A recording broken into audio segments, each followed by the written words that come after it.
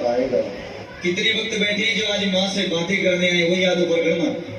Formality वाले वक्त नहीं चाहिए, जो फॉर्मेलिटी वाले हैं वो भी खड़े हो जाए, अपने घर चले जाए। सच्चाई कह रहा हूं। एक मेरी बात कड़वी होती है, नीम जो होता है वो कड़वा होता है। दिखाओ मत करो उस परमात्मा के आगे। अगर दिखावा करोगे, क्योंकि सच्चाई से अगर मांगोगे तो झोली को भर देगा, और कपट से मांगा मेरे प्यारे, जो कुछ भी हमारे पास है उससे ये गद्दार कर देगा। इसे प्रेम आता है, छल कपट नहीं आता। बोलो सांचे दरबार की। आइएगा, सुनिएगा मित्र की जरा क्या लिखा है लिखने वाले ने। तो ये इंसान